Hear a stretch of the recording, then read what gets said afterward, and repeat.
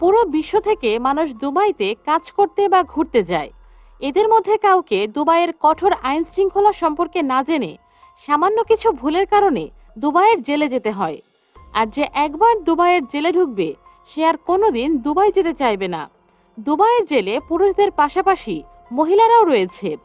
দুবাইয়ের মধ্যে এমন কিছু জেল রয়েছে যেখানে পুরুষ এবং মহিলাদের একই কক্ষে রাখা হয়।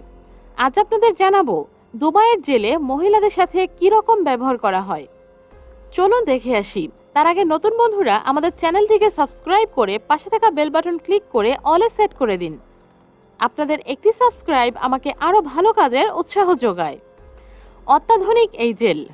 পরিষ্কার সাদা রঙের এই জেলের মধ্যে মহিলাদের জন্য রয়েছে সর্বোচ্চ শক সুবিধা।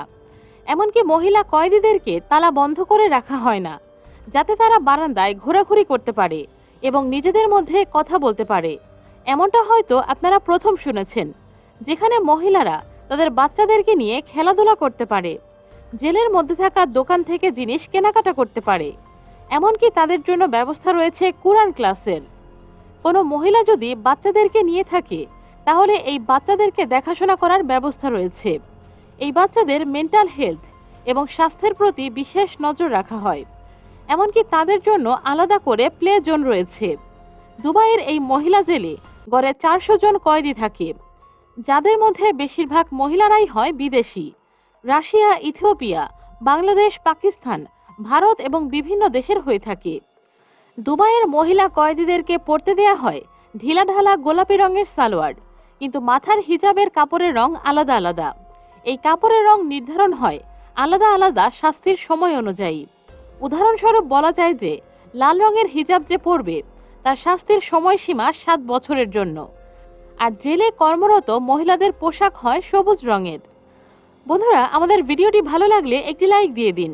আপনাদের একটি লাইক ভিডিওটিকে সবার সামনে নিয়ে যাবে আর সবাই এ ব্যাপারে জানতে পারবে। বিদেশি মহিলাদের বাজে এক্সপেরিয়েন্স। এতক্ষণ দুবাইয়ের জেল সম্পর্কে যা বলা হলো, কিন্তু বিদেশি মহিলা কয়েদিরা তার উল্টোটা বলছে। শুনুন তাদের অভিজ্ঞতা। তাদের কথা অনুযায়ী তাদের এমন কিছু সাধারণ ভুলের জন্য জেলের শাস্তি কাটাতে হয়, যা তাদের দেশে খুবই সাধারণ ব্যাপার। এমনই একজন হলো ইংল্যান্ডের এই মহিলা। তাকে 23 দিন দুবাইয়ের জেলে কাটাতে হয়েছিল। তার অপরাধ হলো তিনি দুবাইয়ের একটি রেস্তোরাঁয় তার পুরুষ সঙ্গীর গালে কিস করেছিল। তার কথা অনুযায়ী দুবাইয়ের জেলে ভোর 6টার মধ্যে ঘুম থেকে উঠে পড়তে হবে, আর রাত 10:30টার মধ্যে কারাগারের সমস্ত দরজা বন্ধ করে দেয়া হয়, এমনকি আলো নিভিয়ে দেয়া হয়। ঘুটঘুটে অন্ধকার থাকে, আর এরপর তাদের একটি সামান্য আওয়াজ করাও বারণ থাকে।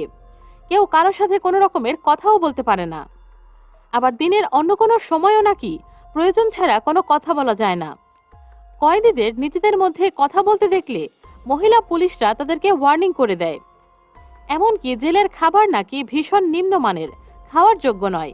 জেলের মধ্যে সমস্ত সুবিধা থাকলেও বিদেশি মহিলাদের সাথে নাকি এখানে খুবই বাজে ব্যবহার করা হয়। বন্ধুরা, দুবাইয়ের জেল সম্পর্কে আপনাদের মন্তব্য কমেন্টে জানাবেন। ভিডিওটি এখানেই শেষ করছি।